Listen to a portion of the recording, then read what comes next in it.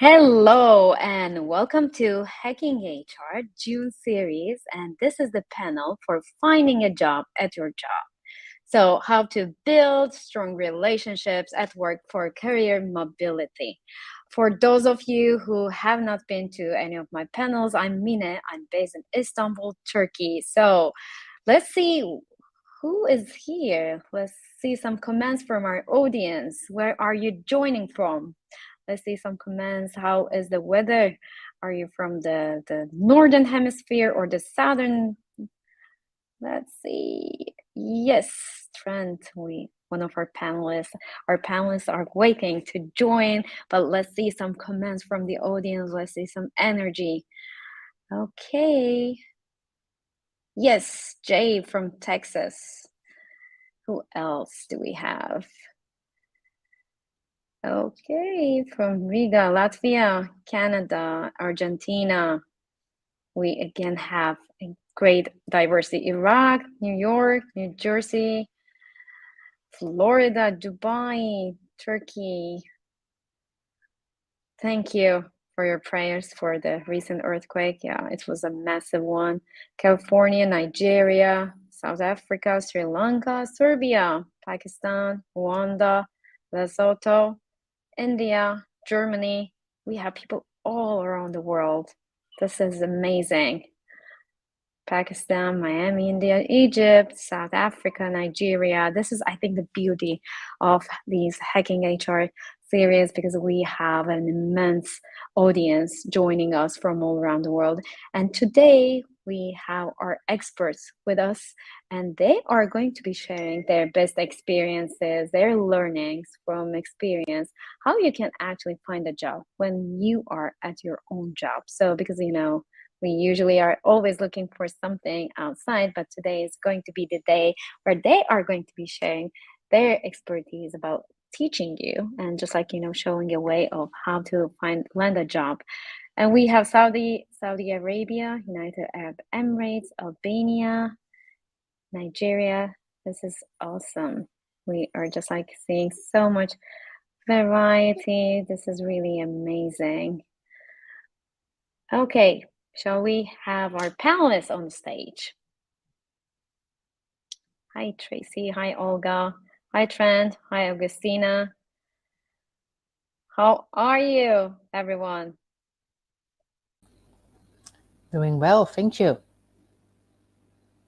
Hi, Mine. Excited to be here today. Excited to have you too. And apparently I'm the only dude. You're on mute. Can you come again? I said apparently I'm the only guy on the panel. That's funny. Well, we usually have male-dominated panels. No, I love it. I love the flip.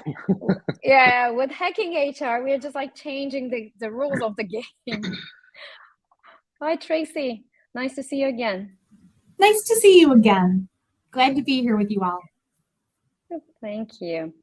So yeah, before we kick off our conversation, and I cannot wait to hear more from you because this is a topic dear to my heart as well.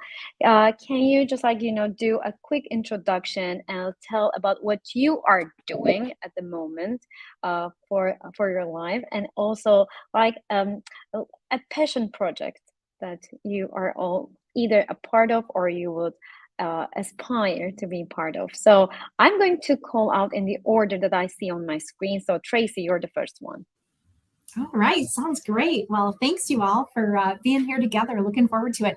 I'm Tracy Brower. I'm a PhD sociologist studying the sociology of work, how we affect our work, how it affects us. I'm the Vice President of Workplace Insights for Steelcase. I write for Forbes and Fast Company, and my newest book is called The Secrets to Happiness at Work. Before that, I wrote Bring Work to Life. And the thing that I'm especially excited about right now and interested in is Gen Z. I spent time with about 70 Gen Zs yesterday, and I just think it's a really, really interesting time to be starting your career and all of the new things that Gen Zs are facing. So that's a passion project for me right now. Amazing. I think we need to learn more from you, because I mean, with all the companies that I'm working with, they are always having this issue, like how to make that communication with Gen Z. And so I'd be more than happy to hear more about it. Thank you. Olga. Great. And then the unmute button is always hard to find. I'm Olga. I'm based in the Netherlands. I work for HP for about 25 years. And I work on future-ready work experience, which is a full name, but it's kind of a combination of how can we discover and scale how our employees can do their best work now and in the future. So it can be improvements to the employee experience that are very relevant now, but it can also be preparing for future work experience in all aspects, and doing it together with employees. So not a tops-down approach, but really co-designing and creating different experiments, test them out, and then really keep what is working and accelerate it, and stop or change what is not working, and be very transparent about it. So that was my passion project when I was leading a business unit in HP. This whole topic of future of work and how can we prepare together. And I'm lucky that I can do now my passion project as a full-time project. And now I, of course, start new passion projects again. I'm fascinated by AI, and especially all the generative AI and what is happening and how that will impact our work, but especially work of the future. So that's going to be my next passion project.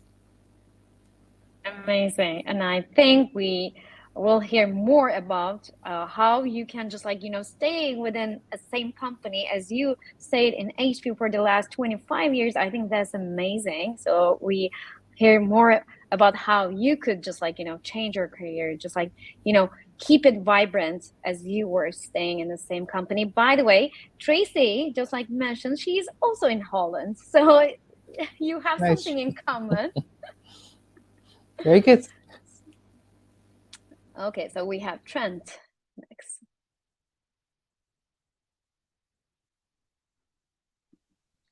Sorry, my mouse stopped working. I couldn't get to the unmute. Trent Cotton. I am the Vice President of Talent and Culture at Hatchworks Technology. We are a high growth firm that focuses on helping our clients deliver or modernize digital solutions for their clients.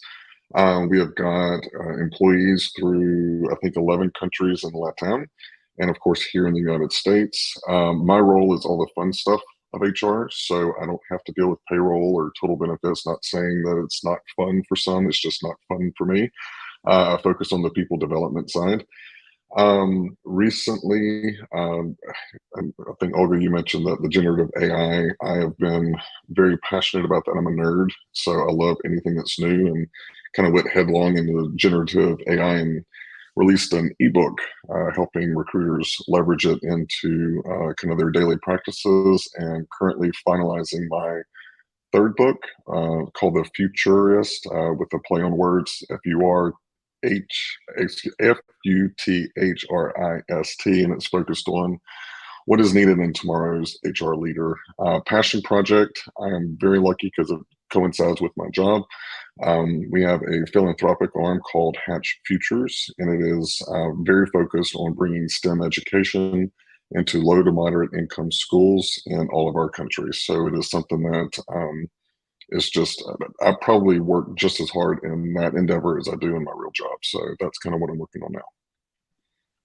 Amazing. You found your sweet spot in your life. I love I it. know, I'm so lucky. Yeah. Agostina. Hi, yes. So my name is Agostina. I'm based in Argentina. I have more than 18 years experience holding HR leadership positions for Latin America. And I have been recently promoted to a new role, actually, with Global Scope, to be the Global Senior HR Manager within the HR Business Partner Organization here at Eventbrite. Passion project. I'm part of a squad today. We are about 30 leaders across the organization tackling the future of work and the how we work. We are a remote first organization, so we want to, of course, create the right conditions, the right environment for our associates. And we're approaching this with a human-centered design methodology and approach, bringing the user to the front of the conversation. Definitely passionate about this and some of the iterations and experiments we've been doing already, with great insights about what our employees want, and sometimes challenging the assumptions we executives and HR folks might have about what they want actually, right? So very excited to be here today to discuss the topic of career mobility.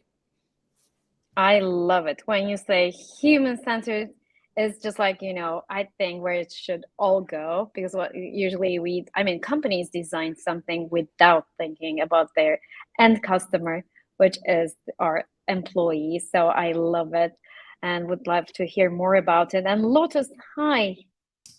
I hope everything is well. Yes, thank you. Lotus Buckner. I'm sorry I'm late here. I'm following what I think we're doing for intros, but spent the last 13 years in people leadership roles, and most recently at Chowbus, leading their people and culture team. My passion projects, my favorite thing there, we did an entire comp restructure program, but my most passionate part of that was really building a career path for every single employee at the company. And then outside of work, also doing very on topic, but doing a lot of career coaching, which just brings me a lot of joy to see my clients grow. Amazing. Okay, so today we will be talking about the career mobility and how we can maintain that while we are just like pursuing our role in a company. So my first question is, before we move on to the details, what is career mobility? Can you help me understand and our audience understand better what the term is about? Olga, let's start with you. Yeah, I think we can go into a lot of different definitions, right? How to move in different types of roles across or within companies. But I think it's much more important what people consider themselves to be career mobility. Because for me, I've been with HP for 25 years, but I feel I have done a lot of different roles in my career, even if it's within the same company. So I feel I have had a lot of career mobility, while other people that might have, changed jobs more within companies probably feel like, wow, how can you stay so long with one company? But I feel like, yeah, I actually started a short time ago and then realized, no, not completely. When I looked at my first batch, I looked a little bit different than I'm looking now. So I think it's very personal what you see as career mobility, but at least for me it is, how can you stay relevant, whatever work you do and wherever you do work. I love that. I'd love to build on it. I think that is such a great point about staying relevant. I feel like I've done so many different roles within HR and within work focused on people, but it's always different. And I feel like a big part of career mobility isn't just moving up in an organization, but moving across your career and staying relevant, to Olga's point. And I think another really important point is career mobility is really about adaptability. Career mobility is about learning and growth and constantly sort of challenging ourselves and pushing ourselves and thinking about what we're interested in next. Not just what do we want to do next, not just what position do we want next, but what problems are we interested in solving next, and keeping that growth mindset, keeping that learning mindset, keeping that heavy focus on adaptability. I totally resonate with what Tracy is saying. In fact, I think for quite some time, traditionally, career mobility was associated to finding a role, right? Or we identified a position, and so there was a change in role, actually, to be considered career mobility. And I think as organization has moved, and have evolved to a more agile, fluid way, horizontal way, I would even dare to say, we in HR have to try to think differently about that and challenge ourselves to, as Tracy was saying, consider career mobility whenever there is growth. Given there is, even if it's a short-term assignment or a temporary role, even if maternity or paternity leave, you're covering for someone. What that what does that entail? What can you learn? What skills and competencies can be stretched? So definitely I resonate with that. For me, career mobility is where growth is. Yeah, I So kind Trent, of, as you're replying to it, can you also comment on like whether it's more about the vertical or the horizontal, or is it both? I mean, do we just like count everything as career mobility? yeah, so I'm an oddball. I fell into HR. I started working in college full time, put myself through college working as a banker. And growing up, I had a grandmother that said, if you hate something so much, go and change it. And one of the things that I hated the most about my job working outside of HR was HR. And so I got into HR. There was a lot of transferable skills. I had managed people, I had recruited. And so I got into it in recruiting and realized, yeah, I'm just kind of managing a sales pipeline. It's just the same skills. I'm applying it to a different system or a different methodology. And I've kind of kept that mindset throughout HR of going, well, what do they do? I wonder, how can we do that? And, as HR analytics came on board, I was one of the few in HR that came from the business and understood P&Ls and understand analytics. My minor is statistics and finance. So it was just kind of a natural fit. So whenever I do any kind of career coaching, people think that it's a straight 45-degree angle to get where you are, and it's not. It looks more like this. I mean, if you look at my resume, it looks a little bit schizophrenic until I tell the story and I'm able to connect the competencies. And I think that we're seeing finally a shift in especially in Gen Z, and Dr. Tracy, I'd love to get my hands on some of the research that you're doing, because I'm starting to see a lot of them are, what are the competencies that I need to learn, and then finding the jobs that are associated with it, where I think that the generations before, I want to be a product owner, so let me go and study to be a product owner, and they limit themselves in the process. So I think it's going to be a really interesting shift over the next 5 to 10 years to see how our employee base is looking at their upward mobility and how they define that upward mobility. For me, in my career, there's been a lot of sideways movement, but it enabled me that whenever that upward, that leader role, I had done so many things across that all I was doing, that leadership was more of an afterthought. It was a culmination of everything that I had done, not going in that 45-degree angle. So, I mean, I think you point out something really significant about the skills. So, Lotus, I would like to ask you about the skills too. So, like, what does it take? So, do we just keep the same skills and just use it for our next move, or should we just upskill or reskill ourselves to create that the potential for career mobility? And I'm going to let somebody else answer that, but can we add an adjective in there, or a verb? It's upskill, reskill. Sure. I think evolve needs to be in there too, because if you look at what people are doing and you throw in something like generative AI, you may be doing the same job, but Gen AI is completely changing how you're doing it. So just a little thought there. Yeah, I think that's a great point. I think it's important to do all three, right? I think it's really important for you to be really aware of the skills that you have that are transferable as you engage in your career mobility and take next steps. I think it's also important, though, to be able to reskill and upskill so that you're staying up to speed with technology and your skill set to be able to evolve into new roles in the future. Okay, I mean, so I would like to ask Olga again, because she stayed in the same company for 25 years. So what would be your first advice? What did it take you to do, to keep yourself within the same company, but just having that career mobility? What was one thing, or maybe several things, that had you move from one role to the other, advance in the same company? Yeah, I think one thing is curiosity. I'm a natural curious person. I really like to learn. I like to learn new things. I like to connect with people. I like to learn from people and with people. So for me, it's very easy to get very excited about something new.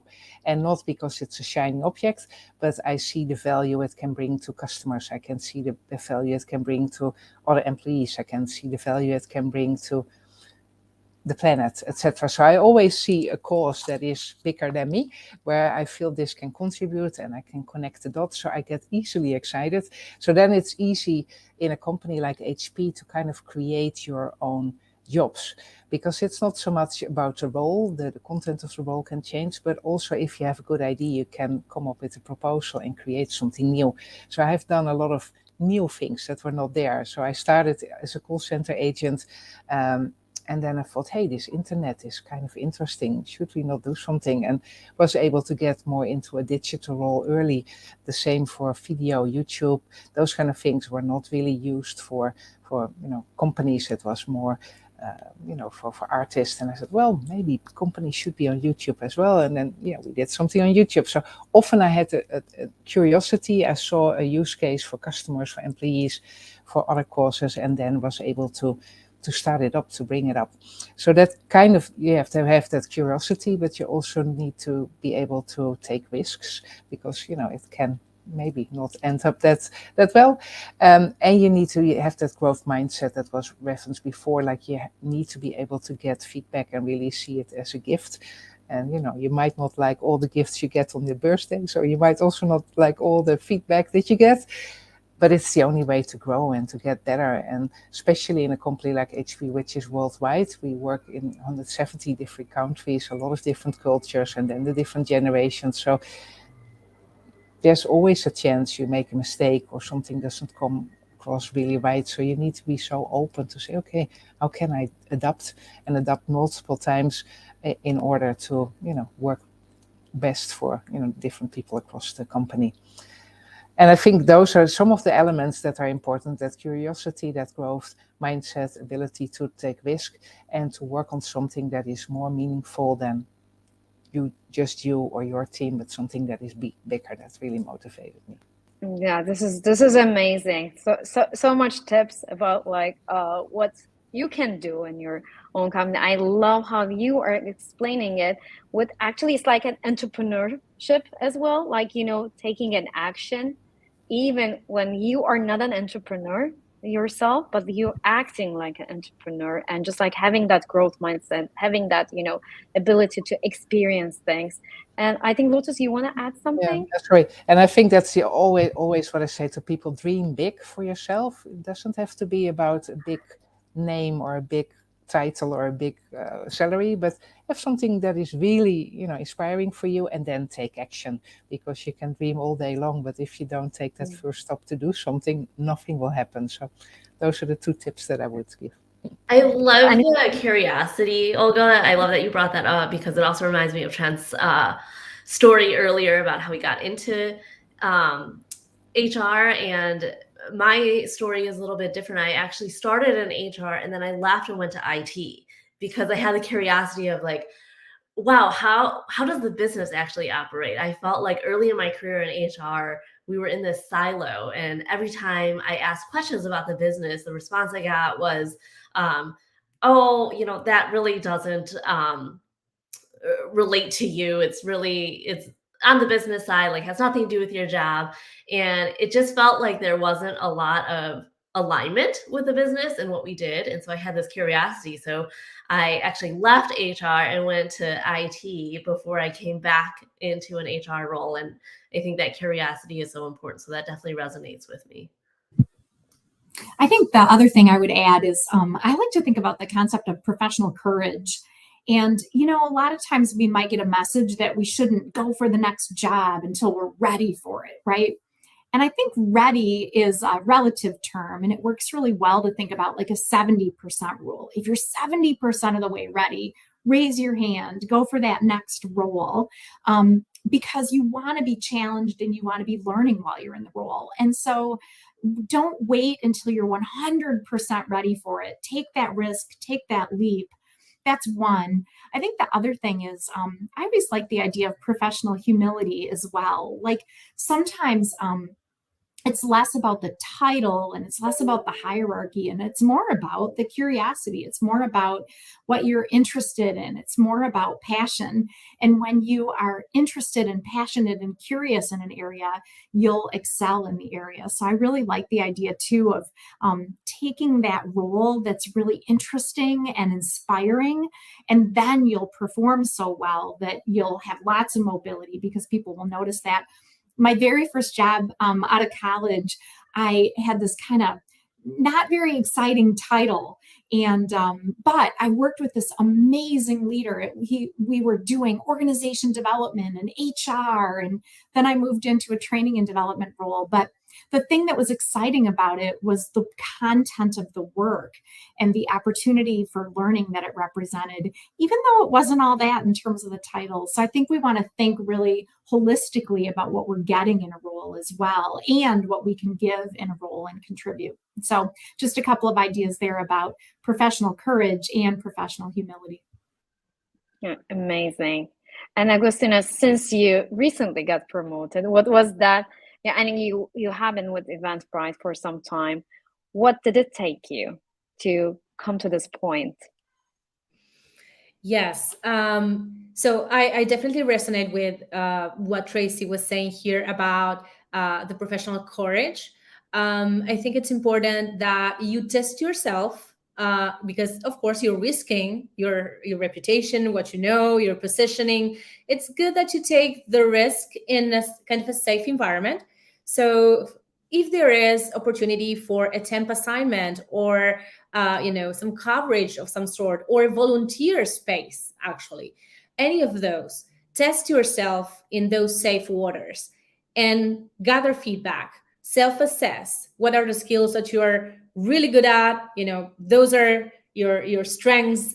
Which are those that you still have a gap? You can do even some 360 of some other stakeholders and might provide some feedback, and then adjust and continue moving forward, so that when that role, that great leap for you comes along, you are already, even confidence, right? Because taking a risk also impacts confidence. So you have the confidence, you have the testing to be able to make the leap. That, I would say, is my take on this. Yeah, building that confidence over time, I think, is really crucial. And so, Lotus, coming to you, it's also like, building, as you said, Agustina, it takes some time. So to build that confidence, to just like, keep those relationships alive in the company. So can you tell more about like how a person, how an employee can build those relationships over a course of time? I think one of the things I always like to talk about is the three-pronged approach of, people all talk a lot about mentors and coaches and use those interchangeably, but I always think it's important to define the differences. And I think for me, a mentor is someone who's sharing their knowledge and their experiences with you so that you can learn from those. A coach is someone who is actually helping to guide you to find your own answers and solutions, your own career path, depending on what your situation is.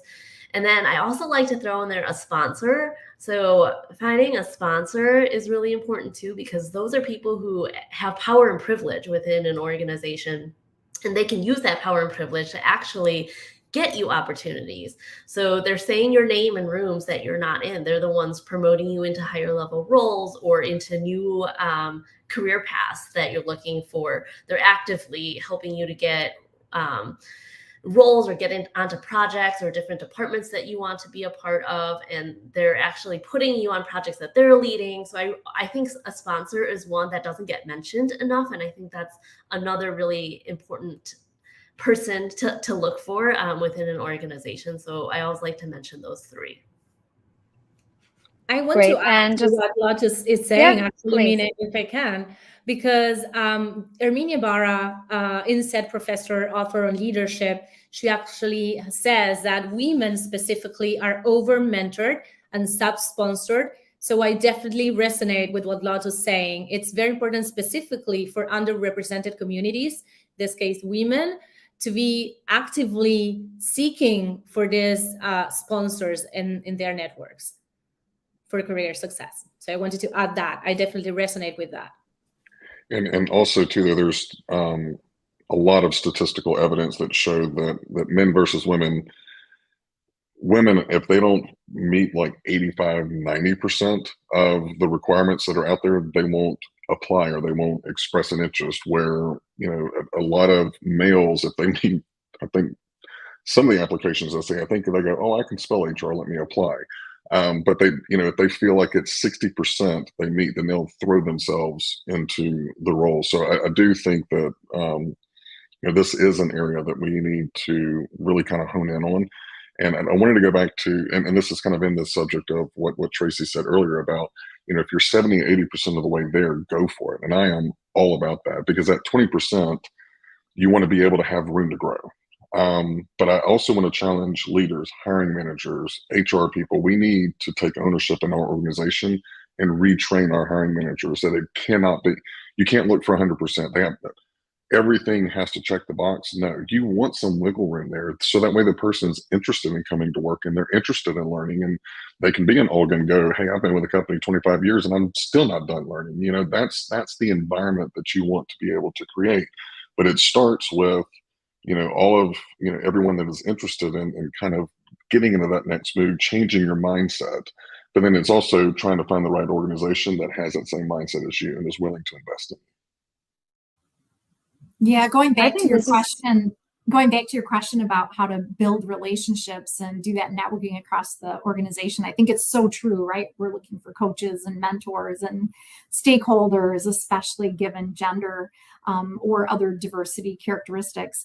I think the other thing is that I think we can be really intentional about reaching out, like have the one-on-one, have the coffee. And it's less about like telling others who we are and what we have to offer. And I think it's a lot about asking questions, really understanding what got you here and what have you learned lately and what can you tell me about the culture and what advice do you have? People love to have people ask them questions. And I think a lot of times when people are earlier in their career, they may say, oh, I don't want to take somebody's time and I don't know if I should ask. And in general, I think we love to share feedback and ideas with each other. And we love to coach and mentor and sponsor, and we can ask for that. So I think one of the things we can do is just really be intentional about building those relationships and reaching out and seeking those. And I always like to think about superhighways versus dirt roads, right? Like there's a sociological concept of the way that those networks happen across the organization. And a dirt road is, you may go back and forth now and then, right? You may get in touch now and then. But if you've got superhighways, that's staying really in touch with others and having the opportunity to work with others across departments. So another characteristic, I think, is more variety in the network, building relationships with people in lots of different departments at lots of different levels. And at the same time, making sure we're getting our work done, right? Like we don't want to be just networking or just building relationships, but also building relationships through the work and through rolling up sleeves together. So just a couple of ideas about building those relationships and how we can think about those. Actually, that's what I was going to ask. Maybe, Olga, you can answer that. Because yes, okay, let's network with people, but how do we make it in a way that doesn't look like we are doing it for the sake of career mobility, but is authentic? How do we manage that? Well, I think there's nothing wrong with, being clear that you want to advance your career. But I think it is a give and take, right? You both need to get something out of it. And I think a lot of people, especially when they start in their career, they kind of excited like, oh, I'm getting a mentor, but they don't really know what a mentor does, what a mentor should do or can do. So they're not really prepared. So they're taking up time, but they're not really clear, like, what do I want to get out of it? So I think that, regardless where you are in your career, you should be strategic and really look for different mentorships, different relationships. And some people call that a board of directors. Like, why should a company only have a board of directors giving advice on critical decisions? Why should you as a person not have your own board of directors? And then be very deliberate. So not just invite your family, friends, etc., but say, hey, maybe I need somebody who's in my shoes, maybe a working mom or a single parent or whatever your position is. Maybe you need somebody from a different generation that gives you completely different advice. Maybe you need a critic, somebody that actually has some critical feedback but can give you some good advice, or a leader in an area that you actually aspire to go into. So if you look at your board of directors, you can have different roles, but it needs to be people that really mean well for you and your career, but you then must respect their time and be prepared, and also be honest what you want. But also at a certain point you both need to be honest, like maybe you have outgrown your relationship with each other, and then it's time to say goodbye, and I think that's okay. But yeah, be honest about things, but also a lot of people actually like talking about their work and their team. So often it's not a bother when you call somebody and say, hey, I love what you're doing. Do you have 15 minutes for me? There's not a lot of people say, oh, you want to know about me and what I'm doing? No, I'm not interested. Right? Many people kind of like to talk, and when you find their passion, and you will have a great sweet spot between two people that can talk for a long time and get something both out of it. Yeah, Can I and just as say you speak about, 1,000 points to all please. go for that little bit? Like that's a mind ninja in my head of going, why have I never established my own little, I love that. That was great advice. Yeah. And as you are talking about honesty, I would also like to, there was a question about the career mobility. And so, Panagiotta, I hope I'm pronouncing your name right. How can we explain in an interview the mobility in our CV so it doesn't seem like we don't know what we want? So how do we just like make sure that we're honest about it, but we don't seem like we are just like, changing the role all the time? Trent, you want to comment on that? Because I saw that you commented a bit on it. Yeah. I always recommend having different flavors of your resume. So if you want to go after a product owner role, or maybe a visual designer role, or something in UI UX, those are kind of the three different areas that you want to get into. You should have three different flavors of resume. And what it allows you to do is to be able to, one, relate your resume directly to that job. Two, underneath your employment. So I was with BBVA from 2010 to 2021. If you look at my resume, it explains from bottom up how I started and how I moved into each different role and what I learned. But I'm going to relate it to how that helps me be a successful product owner or product manager. I'm going to relate it directly to that job. Though I don't see enough of that. It's been a hot minute since I've been on the front lines of recruiting. But I like it because whenever I'm looking at, especially executives, I want to be able to kind of see their thought process. And two, take an opportunity to kind of not rehearse, but rehearse. What's your story? Whenever I explain my trajectory from banking into HR, into multiple industries within HR and multiple roles, I have a common thread. So three different things: the competencies, relationship building, project management, and strategic development. And each different move enhances that particular skill set that I can bring to the job. So those are usually what I give in terms of career advice. Flavors of a resume, relate it to the job, and be prepared with kind of 3 points on what your story is. Thank you. Agostina, you want to add something? I think Trent said, the right approach here. Definitely focusing on the skills and how you aspire to evolve on those skills can feel softer than staying on the grounds of a specific roles and hierarchy. I think that's another tip that I might add here.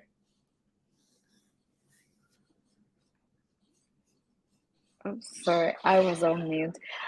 Okay, so as we are also talking about like going on with the relationships, by the way, there was a great comment adding to the coaches, mentors, and the sponsor discussion. Edward was adding a perspective, coach being like talking with you, and a mentor talking to you, and a sponsor talking about you, which we, as we were discussing, is helping if you're a minority, or if you, let's say, are from a less advantaged group. How do we make sure that the employee groups within our company is also equally supported and represented, so that they have equal opportunities for career mobility? Lotus, you want to go? I think it's important for us as companies and as leaders and as HR to create those opportunities intentionally.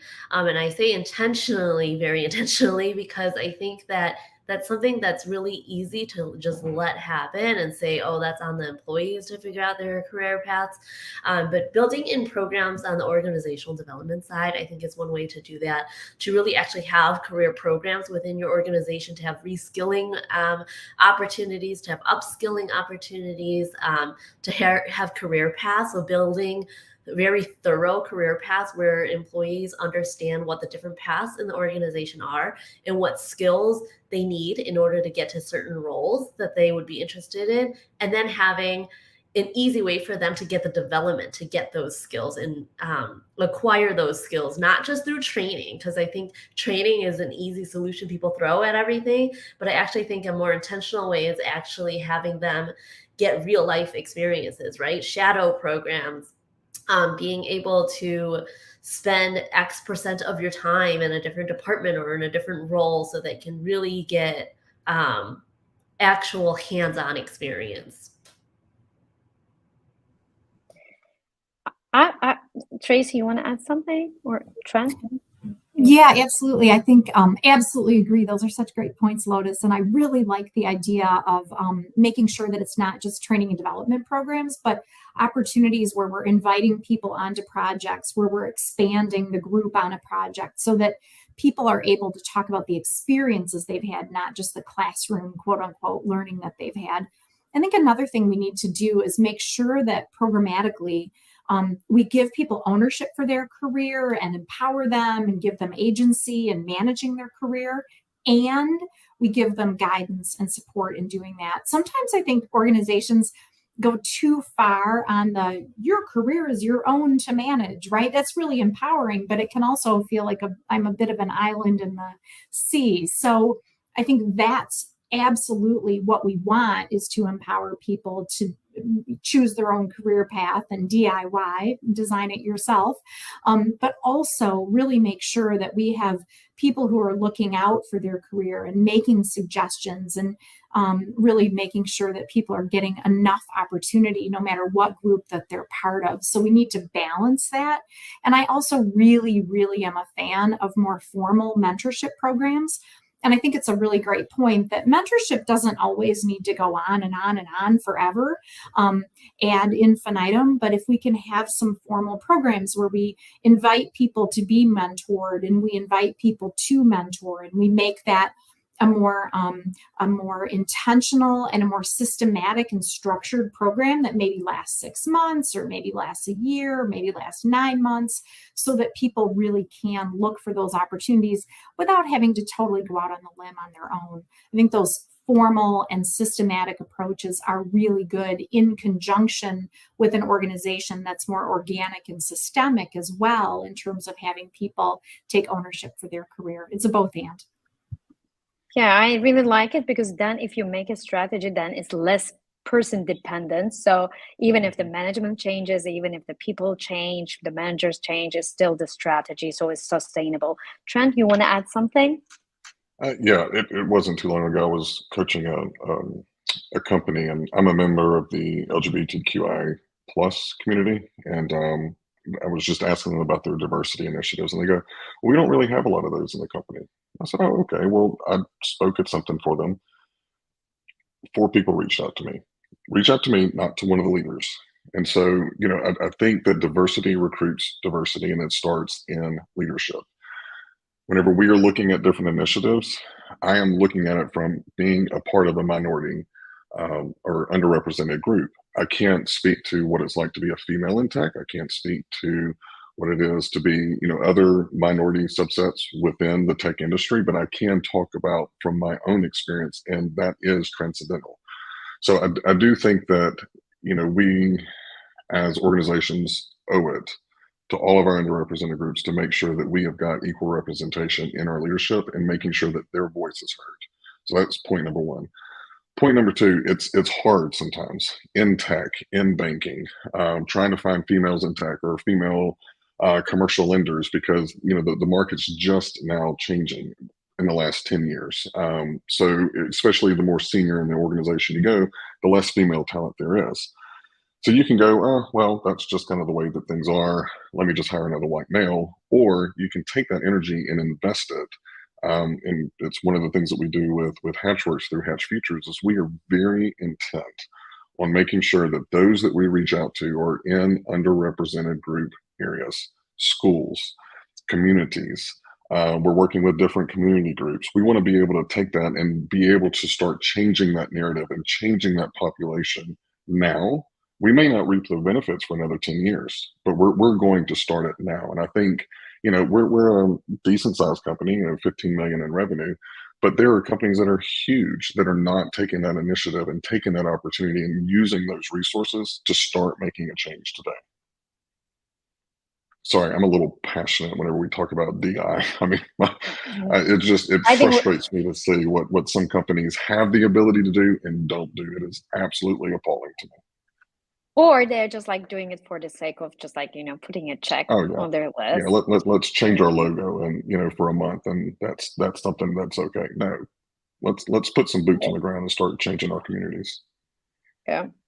So Olga, as we are talking about like the support system, how company can support us, so what could be those other tools, that can support these people for career mobility, or just like, for creating the space for that?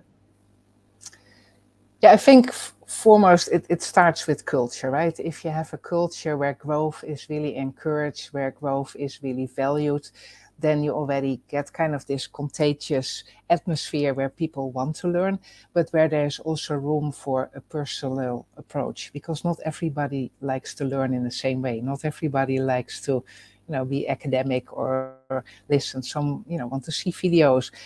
Some, want to have short bits of information. So I think having a culture that supports personal ways of learning is important, but then you need to apply it and you need to share it. So that's always where my mantra, like, if you want to stay relevant, learn, apply, share, learn, apply, share. And that doesn't always have to be only in your own team or even in your own company. I think many companies now have the opportunities to work in, with different groups, with different things in the community where you can share your knowledge, your skills, etc. And it's a great way to do something good for the broader community, but also test out different skills. I think what is important also with that culture is to really say, what am I? Do I want to keep all the talent in, or do I see myself as kind of a school of talent? I want people to come to my company to really learn something new, to bring something new, but also the reality is people will leave my company. And then I'm also proud that they, have something from the company that they will bring in the rest of the world. And I will have great partners across the world that have kind of this same way of working. So not restricting talent to flow, I think, is important. And I think that's also what you need to do as a leader, as a manager, to say, I will support you in your big dreams, even if those will be outside my team or outside the company. But I believe in you as a person. I want you to grow. And then you have a chance that you also will get great people in again. So don't be so afraid to limit something, even if it's not convenient maybe at the moment. I think if everybody has that mindset, like, learn, apply and share in a broader community, I think we all get better. Learn, apply, share. I love it. By the way, Trent, you're getting an amazing support from the audience for your passion. So we love passion. Like, everyone loves passion. And I was just recently given feedback that sometimes my passion comes across as being aggressive, so I have to really kind of keep it in check. Very self-aware. And I like how Pierre is just like commenting DEI, greenwashing. I mean, we see it everywhere, all across the board. So, what are some best practices? Let me ask you that for those like companies who were sincerely doing it, like being genuine, authentically providing people with a space for their career mobility, but not like doing greenwashing about this, just like, acting like a one Me Too act. Anyone want to go? I can start here, Mine. I think it's important, as Olga was saying, the philosophy by which we create or we understand career mobility. Because if we tie it to, as I was saying in the beginning, to promotions or to roles specifically, that will definitely limit the opportunities people might encounter in the organization. And in that sense, I really like this concept by Julie Giuliani, who is an author. She wrote about a book that's called Promotions Are So Yesterday. It's in fact based on evidence, more than 10 years research, that basically say that employees want learning, joy, impact, purpose. All of these are not necessarily tied to a promotion. And she definitely argues that there are at least 7 or 8 ways in which people can move across the organization and get some of this, the joy, the purpose, the impact, that are not necessarily tied to a promotion. And I will mention just 1 or 2. I love the competence as one of those tenets. And as a leader, you might ask, how can I offer this individual in my organization the ability to broaden certain skills and competencies, right? And if you're an individual, you can definitely also use this framework to think about possibilities in your organization. Also, connection is the other tenet that can be an opportunity driver, right? So as a leader, how can I offer this individual the possibility to broaden his relationships, network, and gain more internal visibility? Or as an individual, if I'm looking for career mobility, I might ask myself, how can I gain more connection, more robust relationships?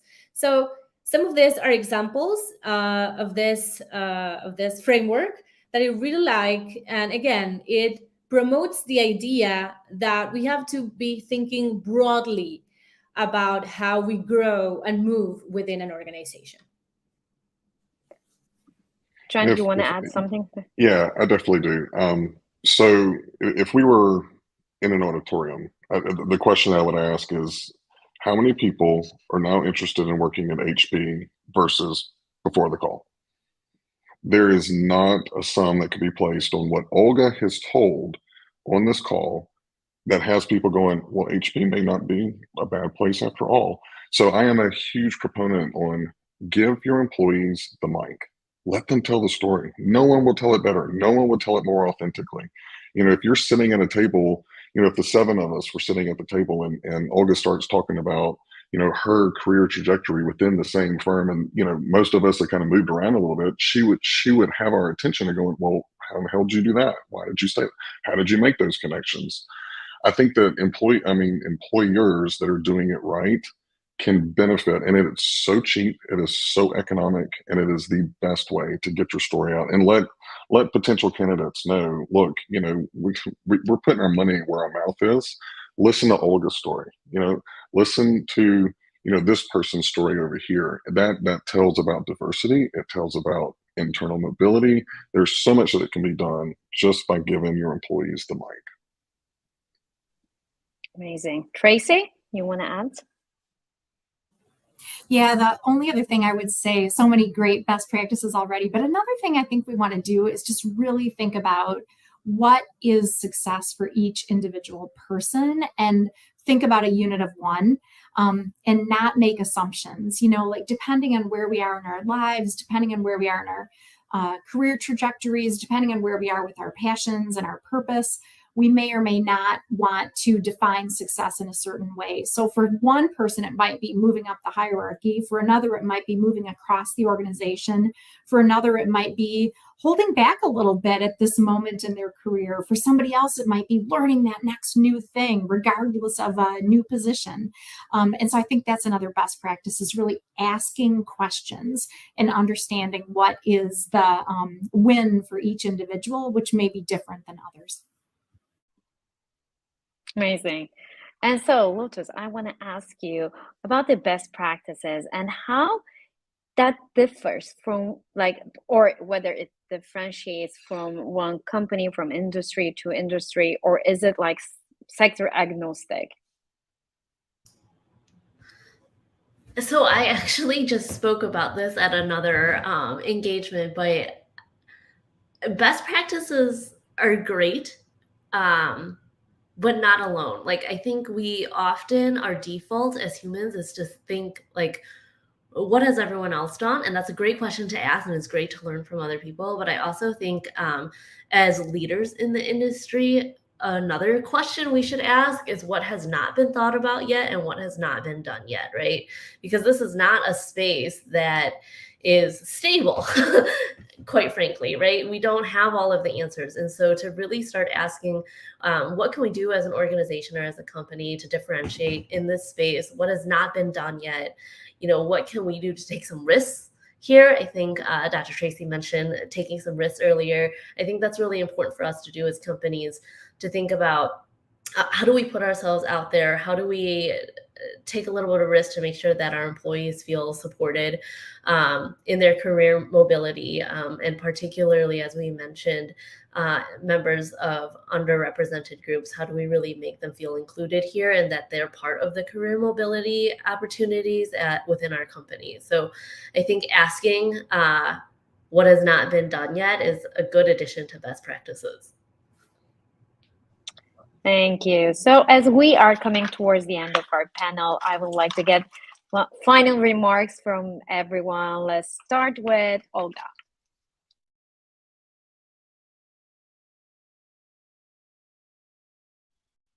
Olga?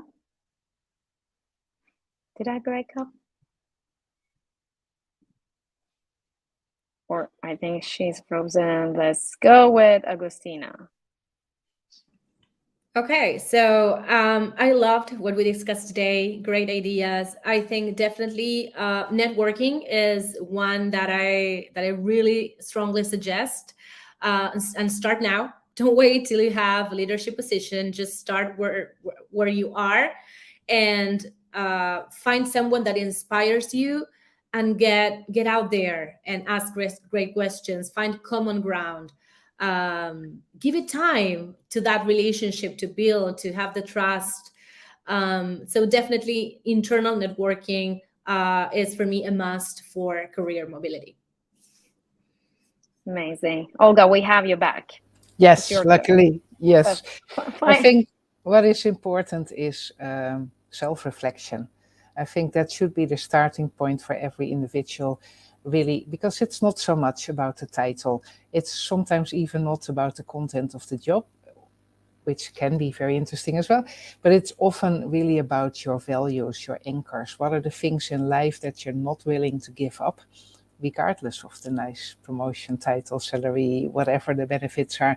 So are you an entrepreneur and you would be really miserable if you would be micromanaged?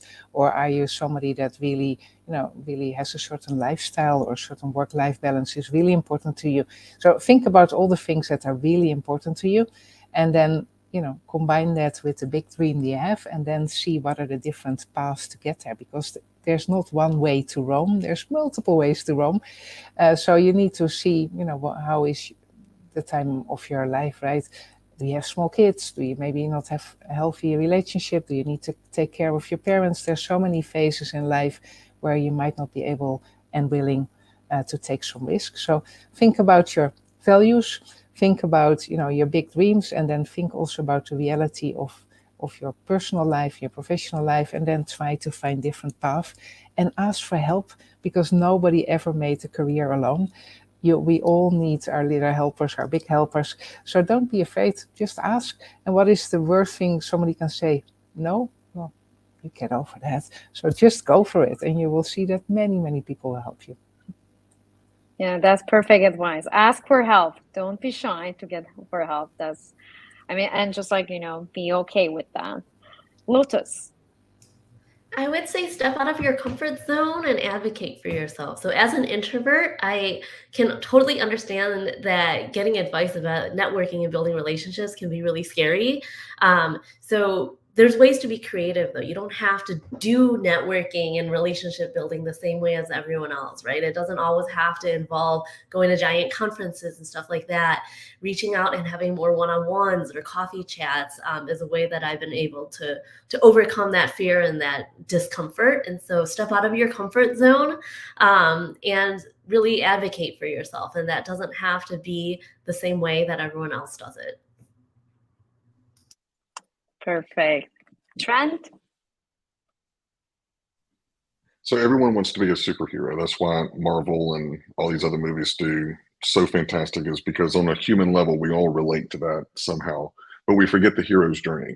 All right. So if we're looking at whether it's a mutant or Superman or Spider-Man or whomever, all of them had something happen to them and they had to make a decision of what they do with that. And once they made that decision, they went headlong into it. They dealt with whatever enemy, whatever trials, tribulations, and they are celebrated for it. So if you want to kind of take your job or take your career to that superhero level, understand it's going to be tough. It's going to push you, but it's in those intense moments when your back's against the wall that you are forced to innovate and evolve, and you'll be better for it. Great. And Tracy? I think my best advice is to say yes more than you say no. Like take a risk and raise your hand and step forward, even if you're not totally perfectly sure that you're ready. Take that risk and say yes more than you say no. And I think we can apply it at the organizational level as well. Take a risk on people, give them opportunities, give them chances. Thank you, everyone. Perfect advices. I learned a lot from you today. So it was really, I enjoyed the conversation. I cannot believe it's even over an hour now. And thank you to our audience who commented, who just attended the event, watched it. And for those of you who are watching it later, you can connect to our panelists on LinkedIn. I know that they're all active on LinkedIn. So if you have any questions, any piece of advice, if you want to share anything with them, you can just get connected. So thank you, everyone. And enjoy your day, and hope to see you in the next Hacking HR panel. Bye. Thank you.